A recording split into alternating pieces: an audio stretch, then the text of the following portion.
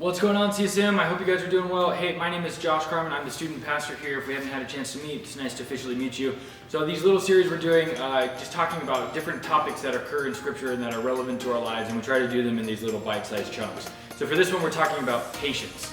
The question we all have to deal with is, how do we get better at being patient?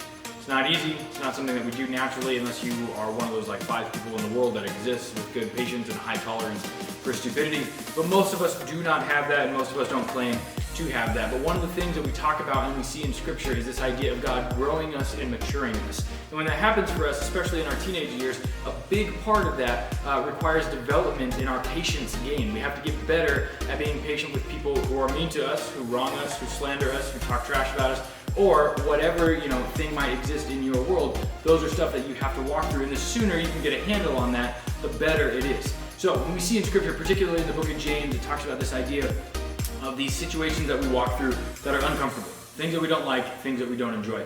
But the Scriptures label them as important because they are needed to help make us complete, mature, not lacking in anything. And in order for those things to occur in our lives, we have to go through them.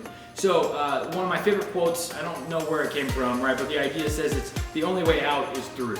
And this is really the conversation that we have to have when we talk about patience. The only way to come out on the other side of a bad situation is to walk through that situation in its entirety. You have to deal with reality on reality's terms. You have to be willing to let those moments that annoy you help you grow into being something more. So when we talk about this idea of praying for patience, right? When you say, Lord, give me strength, or Lord, give me patience not to hit so-and-so or do whatever, that means most likely you're probably going to walk through a situation that will make you want to hit so-and-so, or that will make you want to do something that you know you shouldn't.